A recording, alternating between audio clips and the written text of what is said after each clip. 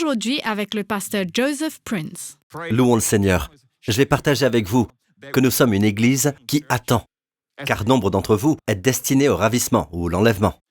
Nous attendons maintenant le ravissement. Amen. Et le mot ravissement n'est pas dans la Bible, oui, mais le mot grec harpazo s'y trouve. Et le mot harpazo est le mot qui signifie ravissement, ce qui veut dire rupture, enlèvement de l'Église. Louons le Seigneur. Paul fut le premier à partager cette vérité. Actuellement, Jésus en a donné une indication au Cénacle. Quand il dit ceci, selon Jean 14, Jésus dit « Que votre cœur ne soit pas troublé. Croyez en Dieu. Croyez aussi en moi. Dans la maison de mon Père, il y a beaucoup de demeures. Si cela n'était pas ainsi, je vous l'aurais dit. Je vais préparer une place pour vous. Et si je m'en vais et prépare une place pour vous, je reviendrai et je vous prendrai avec moi. » C'est cela le ravissement. Là, juste là. Que là où je suis, vous y soyez aussi. Maintenant, ce fut l'apôtre Paul qui élucida le ravissement. Et ce fut aux chrétiens de la Thessalonie. D'accord, c'est aux chrétiens de la Thessalonie à qui il élucida ce mystère en premier. Parce que ces derniers avaient un sentiment de désespoir par rapport à leurs êtres chers qui avaient trépassé. Et il leur semblait comprendre que seulement la seconde venue de Christ avait été prophétisée par Ésaïe, Jérémie, Agée et tous les autres prophètes dans l'Ancien Testament. Ils avaient connaissance de cette venue seulement, et non pas du ravissement, et sentaient donc que maintenant que leurs êtres chers avaient trépassé, que ces derniers ne feraient pas partie de ce que Dieu allait faire. Amen. À cette félicité et à ce bonheur que Jésus allait apporter. Et Paul, en écrivant ce premier Thessaloniciens, cette première lettre aux chrétiens thessaloniciens, traita de cela. Et voici ce qu'il dit. « Mais je ne veux pas que vous soyez dans l'ignorance, frères, au sujet de ceux qui dorment, afin que vous ne soyez pas tristes, c'est-à-dire comme les autres hommes qui n'ont pas d'espérance. Car si nous croyons que Jésus est mort et qu'il est ressuscité, de même aussi ceux qui dorment en Jésus. » Maintenant, écoutez ceci, car nous vous disons ceci par la parole du Seigneur. Ce n'est pas seulement le fruit de l'imagination de Paul, ou sa propre interprétation des écrits de l'Ancien Testament. C'est la parole du Seigneur. L'autorité de la parole de Dieu est derrière le ravissement. Car nous vous disons ceci par la parole du Seigneur, que nous, qui sommes vivants et qui y demeurons, jusqu'à la venue du Seigneur, nous ne précéderons pas ceux qui dorment.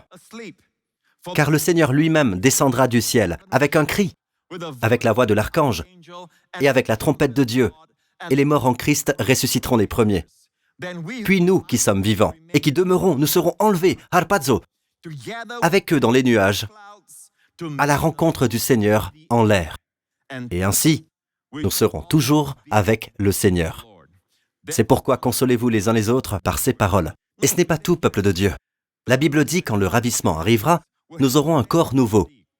Nous ne flottons pas comme des esprits désincarnés. Non, nous aurons un tout nouveau corps. Dans Philippiens au chapitre 3, voici ce que dit Paul.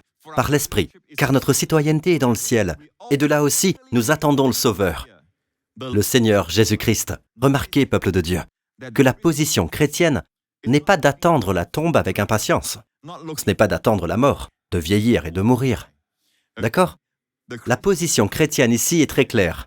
De là, nous attendons quoi ? Le Seigneur Jésus-Christ, qui transformera notre corps vil afin qu'il soit façonné comme son corps glorieux. Et son corps glorieux ne vieillira jamais. Son corps glorieux n'est pas sujet au mal ou à la maladie. Son corps glorieux peut transcender le temps et l'espace. Il peut apparaître et disparaître. Il peut apparaître au loin. Il transcende le temps et l'espace, selon l'œuvre par laquelle il peut même assujettir toute chose à lui. Alléluia. Il dit encore, et dans la première lettre aux Corinthiens, au chapitre 15, « Voici, je vous fais connaître un mystère. Nous ne dormirons pas tous, mais nous serons tous changés. » Quand la Bible parle de dormir, cela veut dire trépasser, d'accord, mourir. Mais les croyants ne meurent pas, donc nous nous endormons. C'est comme quand vous vous endormez. L'aiguillon de la mort a disparu pour le croyant. Nous ne dormirons pas tous, mais nous serons tous changés. En un moment, en un clin d'œil, à la dernière trompette, car la trompette sonnera et les morts ressusciteront incorruptibles et nous serons changés. Remarquez, concernant le ravissement, certains enseignent que le ravissement est fragmentaire. Certains croyants seront enlevés, quelques-uns ne le seront pas, d'autres seront laissés derrière. Mais remarquez ici, dans le verset 51, il est dit « Nous serons tous changés, tous ». Le seul critère est « Êtes-vous né de nouveau? Croyez-vous en Christ ?» Il ne s'agit pas d'établir si vous êtes un croyant charnel, un croyant ayant atteint la maturité spirituelle, un ancien croyant, ou alors que vous êtes supérieur en sainteté comparé aux autres croyants. Non, non, il y a ceux qui enseignent que seuls ceux qui sont spécialement saints, n'est-ce pas, ceux qui sont au courant du planning prophétique de Dieu, seront ceux qui seront enlevés. Non, la Bible ne dit pas cela. Elle dit que nous serons tous changés. Ok? Le seul critère est d'être né de nouveau. Mais le ravissement n'est pas la seconde venue. Regardez maintenant ce tableau. Ça, c'est notre temps présent. Ok? À gauche, ici, notre temps présent. C'est là que vous et moi, nous nous trouvons. Nous attendons le ravissement. Ensuite, quand nous serons enlevés, nous serons dans la maison du Père. Et la Bible parle du banquet de noces de l'agneau. Amen, l'épouse. L'Église est l'épouse, unie avec l'époux. Amen. Remarquez, il n'y a pas de jugement. Louons le Seigneur. Maintenant, le siège du Christ, ou le tribunal du Christ, comme les gens l'appellent, ce n'est pas un jugement pour savoir si vous serez sauvé ou perdu. Non, non. Notre jugement est tout à fait passé. Là, il s'agit d'établir si vous recevez des récompenses et quelle sorte de récompenses recevrez-vous. Louez le Seigneur. Ok, il n'y a pas de jugement pour le croyant. La Bible dit, en vérité, je vous dis, celui qui entend ma parole et croit en celui qui m'a envoyé a la vie éternelle et ne viendra pas en condamnation, mais il est passé de la mort à la vie. Louons l'Éternel. De combien de façons voulez-vous le dire? Le Seigneur nous l'a promis et Dieu ne peut mentir. Louons l'Éternel. Donc après le ravissement, il y aura 7 ans de tribulation. D'accord? La période de tribulation. La pire des tribulations arrivera et cela se passera pendant le règne de l'Antéchrist. Les gens le verront comme le dirigeant du monde, promettant la paix, mais au lieu de cela, il apportera la destruction et des ravages sur la terre entière comme jamais auparavant. D'accord? Ensuite, les 7 ans de tribulation se termineront. Jésus sera de retour. Remarquez, il reviendra avec ses saints. Maintenant, cela s'appelle aussi le jour du Seigneur. Vous verrez qu'Ésaïe parle du jour du Seigneur, qui en fait est la seconde venue du Christ. Maintenant, quelquefois, les croyants se référeront au ravissement comme étant la seconde venue. Alors, ils mélangent le tout en quelque sorte, la seconde venue de Christ. Mais en fait, la seconde venue de Christ est, concrètement, il reviendra en personne. Et ses pieds toucheront le mont des Olives. Il reviendra, selon la Bible, pour venger tous ceux qui n'obéissent pas à l'évangile de notre Seigneur Jésus-Christ, tous ceux qui ont parlé contre lui, tous ceux qui ont péché durant toute leur vie, et les gens qui sont déterminés à détruire les autres et qui se livrent à une vie de péché, alors que Dieu ne cesse de les appeler « Repentez-vous, repentez-vous, louez le Seigneur et croyez au Seigneur Jésus-Christ, qu'il a porté vos péchés sur le bois de la croix, sinon vous n'auriez aucune couverture. » Et ils refusent. C'est cela le jour de la vengeance dont parle la Bible. Ésaïe en parle. Et Ésaïe, aussi bien que d'autres prophètes, tels que Joël, entre autres, il parle du jour du Seigneur. Sonnez de la trompette en Sion, car le jour du Seigneur vient. Car il est proche. Le jour du Seigneur est un jour de ténèbres et de tristesse. Amen, un jour de morosité. Il y a autre chose. Pour le ravissement. Il vient, écoutez, il vient pour vous et moi. Il vient pour son épouse. Il vient pour son Église. Mais ici, à sa seconde venue, il vient avec son Église. Dans le ravissement, il vient pour son Église. Mais à sa seconde venue, il vient avec son Église ici-bas sur terre. Ensuite commencera le règne millénaire, 1000 ans de règne du Christ. La Bible dit qu'il n'y aura plus de mal, plus de maladie, mais 1000 ans de règne, de paix, de tranquillité. Amen. Plus de péché pendant 1000 ans, parce que Jésus régnera. Alléluia, louons le Seigneur. Donc, nous voyons qu'il y a une différence entre le ravissement et la seconde venue du Christ. Et le Seigneur Jésus, quand il était dans sa ville natale, où il grandit, à Nazareth, la Bible déclare, à ce moment dans le temps, en passant, il avait déjà commencé son ministère, il avait fait plusieurs miracles, avait prêché et il revint dans sa ville natale. Et les gens de sa ville natale, bien entendu, étaient au courant que Jésus avait fait des miracles et tout ça. Et c'est pourquoi, plus tard, il dira par exemple, sans aucun doute, vous me direz, fais des miracles dans ta propre ville natale. Mais Jésus alla à la synagogue. Et selon sa coutume, il se leva pour lire. Maintenant, ce que fait le peuple juif, et encore aujourd'hui, chaque samedi, chaque sabbat, chaque jour de sabbat, ils lisent un passage, ils appellent ça paracha, une portion des Écritures. Et tout est déjà délimité pour eux pour une année entière. Vous ne pouvez pas choisir un passage en particulier. Il se trouve que la portion de Jésus à ce moment particulier, quand il était là-bas à Nazareth, était du livre d'Ésaïe au chapitre 61 à propos du Messie. Et voici ce que dit le Seigneur. Et on lui présenta le livre du prophète Ésaïe.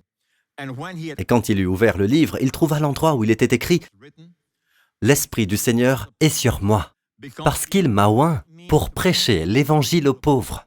Il m'a envoyé pour guérir ceux qui ont le cœur brisé, pour prêcher la délivrance aux captifs et le recouvrement de la vue aux aveugles, pour mettre en liberté ceux qui sont meurtris, pour prêcher l'année acceptable du Seigneur. » Et il ferma le livre. Remarquez, cette partie, celle du Messie. Jésus lut ce passage. Mais juste avant la ligne pour proclamer l'année acceptable du Seigneur, il ferma le livre. Mais nous savons que dans Ésaïe, là où il est dit, dans Ésaïe 61, pour proclamer l'année acceptable du Seigneur, Ésaïe continue en disant « Et le jour de la vengeance de notre Dieu ». Mais ensuite Jésus s'arrêta de lire à « Pour proclamer l'année acceptable du Seigneur ». Et il ferma le livre. Maintenant, là où il ferma le livre, l'Église doit apprendre à fermer le livre. Amen. Là où il ouvre, nous ouvrons. Où il ferme, nous fermons. Maintenant, il ferma, même si cela est séparé, si vous regardez votre Bible, par une virgule. L'idée ici est une seule et même idée. L'année acceptable du Seigneur. Le mot acceptable ici, en grec, c'est l'année tektos. Tektos est défini par Thayer, qui était un érudit grec. Il le définit comme étant l'année où les faveurs gratuites de Dieu abondent à profusion. J'aime cela. Quand les faveurs gratuites de Dieu abondent à profusion. En fait, cette année s'est étalée sur presque 2000 ans maintenant, la première venue de Christ. Nous sommes toujours dans cette année acceptable, où les faveurs gratuites, la grâce de Dieu, abondent à profusion. Nous y sommes toujours. Nous n'en sommes pas encore sortis. Nous ne sommes pas au commencement du jour du Seigneur. Non, elle n'arrive pas à sa fin. Elle arrivera à la fin, le jour du ravissement. Ok, nous sommes encore dans l'année acceptable du Seigneur. Ne laissez personne vous faire croire le contraire. Nous y sommes toujours. Dieu ne traite pas le monde avec vengeance. Et c'est la raison pour laquelle les gens semblent s'en sortir avec le péché. Et quelquefois, dans notre cœur, nous disons, en quelque sorte, je souhaite que cette personne connaisse le revers de la médaille. Non, c'est mal. Notre attitude chrétienne devrait être, bénissez ceux qui vous maudissent, priez pour eux, eux qui se servent de vous de manière méprisante. C'est cela notre position. Donc nous sommes toujours dans le jour de grâce, et Dieu s'attend à ce que nous offrons la grâce. Amen. Aimez-vous les uns les autres, comme je vous ai aimé. Amen. Offrons la grâce. Nous sommes toujours au jour de grâce. Louons le Seigneur, et Dieu veut que vous en soyez conscients. Amen. Parce que lorsque vous êtes sous la grâce, c'est pourquoi certains ont cette idée que quand vous êtes sous la grâce, vous pécherez davantage. Cela n'est pas dans les Écritures. La Bible dit « car le péché n'aura pas domination sur vous, car vous n'êtes pas sous la loi, mais sous la grâce ». C'est la déclaration, en clair, des Écritures. C'est distinct. C'est une déclaration sûre et certaine. Il n'y a aucune ambiguïté dans cette déclaration. « Car le péché n'aura pas domination sur vous. » Car vous n'êtes pas sous la loi, mais sous la grâce. C'est la raison pour laquelle je m'efforce tellement, n'est-ce pas, à amener les gens sous la grâce. Alléluia. Et dans la deuxième lettre aux Thessaloniciens, je montrais il y a un instant que, vous savez, ils avaient un autre problème. Au fait, ils pensent que, oh non, nous sommes laissés pour compte et l'enlèvement est arrivé. Et maintenant, nous sommes au début de l'étape du jour du Seigneur. Quelqu'un est venu et leur a dit qu'ils sont maintenant au début de l'étape du jour du Seigneur, les premières étapes de la période de tribulation.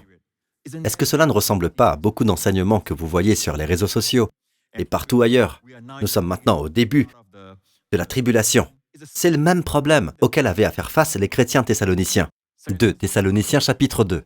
En ce qui concerne le retour de notre Seigneur Jésus-Christ et notre rassemblement auprès de lui, nous vous le demandons, frères et sœurs, ne vous laissez pas facilement ébranler dans votre bon sens, ni troubler par une révélation, par une parole, ou par une lettre qui semblerait venir de nous, comme si le jour du Seigneur était déjà là. Donc ces enseignants, qui les décevaient, ils leur affirment que le jour du Seigneur est déjà arrivé, comme beaucoup de nos jours, qui disent que nous sommes aux premières étapes du jour du Seigneur. Non, mon ami. Et Paul continue et dit que personne ne vous trompe d'aucune manière, car le jour du Seigneur ne viendra pas. En effet, il faut que l'apostasie arrive d'abord et qu'apparaisse l'homme de péché, le fils de la perdition. C'est l'Antéchrist, l'homme voué à la destruction. Lorsque l'Antéchrist sera révélé, le monde entier délirera après lui. Nous ne voyons pas cela de nos jours. L'Antéchrist pourrait être je ne sais pas, peut-être un jeune garçon, un adolescent ou un adulte, mais il n'a pas encore été révélé. Donc, mon ami, nous ne sommes pas au jour du Seigneur. Ce jour n'arrivera pas avant que l'homme du péché, l'Antéchrist, ne soit révélé. Cela est très clair dans les Écritures. Pourquoi est-ce important ? Parce que, mes amis, si vous avez une mauvaise vision des prophéties, et c'est la raison pour laquelle les gens évitent les prophéties, d'accord ? Créant ainsi un manque de la parole de Dieu, car les prophéties ont été données. D'accord ? Et vous savez quoi ? En fait, une grande partie de la Bible consiste en prophéties. Nous devons étudier les prophéties. Et la Bible dit « Et quiconque a cette espérance en lui se purifie lui-même. » C'est pourquoi cela s'appelle l'espérance bénie. Quand vous avez l'espoir en vous de voir Jésus dans le ravissement, louons le Seigneur. Vous avez l'espoir que votre corps sera transformé. Cela a un effet purifiant sur vous. Amen. Louons le Seigneur. Quel regard portez-vous sur les prophéties ? Comment voyez-vous votre avenir ? Avec espérance ou consternation ? Cela définit votre santé mentale. Vous savez, les psychiatres vous diront que les personnes qui sont à tendance suicidaire, les gens qui ont des troubles mentaux et émotionnels, qui sont toujours désespérés, avec des pensées suicidaires, en fait, ils ne voient aucun espoir dans leur avenir. Ils sentent comme s'il n'y a pas d'avenir pour eux. Et c'est pourquoi les enseignements prophétiques devraient transmettre le casque du salut. Amen. L'espérance du salut sur la tête de chaque croyant. Que cela affectera leur façon de penser. Ils songeront à leur avenir avec joie, avec espérance. Amen. L'espérance. Le mot grec « elpis » signifie une attente positive de bonnes choses dans mon avenir. Alléluia. Et c'est à cela que nous tous devrions nous attendre. Et mon ami, autre chose. Quand vous entendez des enseignements erronés qui disent que nous sommes au début de la tribulation et ce genre de choses, ça signifie que nous ne sommes plus sous l'âge de grâce, nous ne sommes plus dans l'année acceptable du Seigneur, nous ne sommes plus dans la dispensation où les faveurs gratuites de Dieu abondent. Vous savez ce que devient notre mentalité ? Une mentalité de jugement. Nous regardons le monde et nous nous mettons à penser, tiens, ça a déjà commencé, Dieu juge le monde. Dieu est en train de juger le monde. Est-ce que c'est vrai, mon ami ? Regardons ce que la deuxième lettre aux Corinthiens nous dit au chapitre 5. Et toutes ces choses viennent de Dieu, qui nous a réconciliés à lui par Jésus-Christ et qui nous a donné le ministère de réconciliation. Qu'est-ce que le ministère de la réconciliation ? C'est-à-dire que Dieu était en Christ, réconciliant le monde avec lui. Maintenant, écoutez ceci. En ne leur imputant pas leurs fautes. Maintenant, en passant, c'est au temps présent en grec. Ne leur imputant pas. Même maintenant, Dieu ne leur impute pas leurs fautes. Est au temps présent. Cela veut dire que nous avons cette attitude. Nous ne pouvons pas dire que Dieu est en train de juger l'Amérique, Dieu est en train de juger Singapour, les Philippines, Dieu est juge. Nous ne pouvons pas dire que Dieu juge tout cela, parce que nous ne sommes pas au jour de la vengeance de Dieu. Mon ami, nous sommes encore sous la dispensation de la grâce. L'attitude de Dieu. Dieu ne peut pas leur imputer leurs fautes. Et leur ici se réfère à tous ceux qui ne connaissent pas Jésus. L'attitude de Dieu n'est pas de leur imputer leurs fautes. Si Dieu leur impute leurs fautes, Dieu aura à les juger. Mais la position de Dieu aujourd'hui est de ne pas leur imputer leurs fautes. Et Dieu nous a donné à vous et moi, un ministère appelé le ministère de la réconciliation. Dieu nous a confié quoi ? La parole de réconciliation. Maintenant donc, nous sommes ambassadeurs pour Christ, comme si Dieu vous implorait par nous. Et nous vous prions au nom de Christ, soyez réconciliés avec Dieu. Soyez réconciliés avec Dieu. Dieu ne vous charge pas de vos fautes, c'est l'évangile de la grâce. Dieu ne vous charge pas de vos fautes, parce qu'il a chargé tous vos péchés dans le corps de son Fils à la croix. Maintenant, revenez à Dieu. Dieu n'est pas en colère contre vous. Tous vos péchés ont été jugés à la croix. La voie est ouverte. Son sang, le même sang qu'il a versé à la croix. a déchiré le voile et a ouvert la voie pour que vous puissiez entrer en la présence d'un Dieu 3 fois saint, sans aucune frayeur ou inquiétude. Et ce n'est pas tout. Dieu est juste en vous rendant juste. Et la fondation grâce à quoi elle peut réaliser cela est la mort du Christ sur la croix. Alléluia! Donc, mon ami, nous vous prions. Soyez réconciliés avec Dieu. Dieu n'est pas en colère avec vous. Revenez vers Dieu. Dieu n'a pas besoin de se réconcilier avec vous. Son cœur est toujours en train de vous réconcilier déjà. Il ne vous charge pas de vos fautes. À vous de jouer. Soyez réconciliés avec Dieu. Car Dieu fit Jésus, qui n'a pas connu le péché.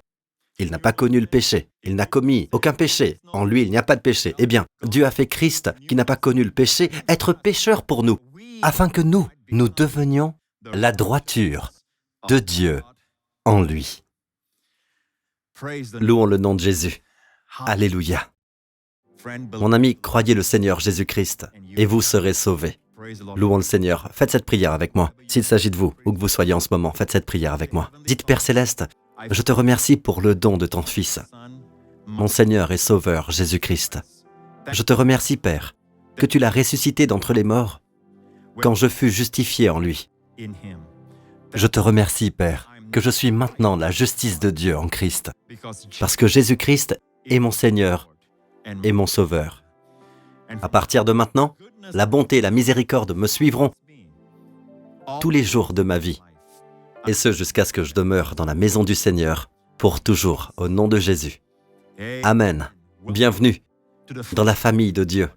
Bienvenue dans la maison du Père. À partir de ce jour, Dieu ne vous traitera jamais sur la base du péché. Dieu vous traitera sur la base de son Fils. Amen. Et je vous le dis, quand Dieu vous traite sur la base de son Fils, toute bénédiction. Amen. Toutes les bénédictions sont à vous. Louons le Seigneur. Amen. Peuple de Dieu, tenez-vous debout. Alléluia. Si vous le pouvez, tenez la main de vos proches, si votre partenaire est là. Amen. Et croyez que Dieu vous accordera une semaine bénie. Amen. Nous savons que, alors que nous faisons un pas en avant, nous ne savons pas ce qui pourrait arriver à l'avenir. Mais avec notre main dans sa main et notre regard sur lui, Amen, il connaît le chemin bien avant nous. Il y a un verset qui dit « J'irai devant toi et je rendrai les lieux tortueux droits. Il aplanira les chemins montueux. » Alors nous nous sentons, vous savez, comme si on marchait tranquillement. Nous marchons libres et légers. Louons le Seigneur. Amen. Nous croyons en Dieu pour cette semaine à venir. Amen.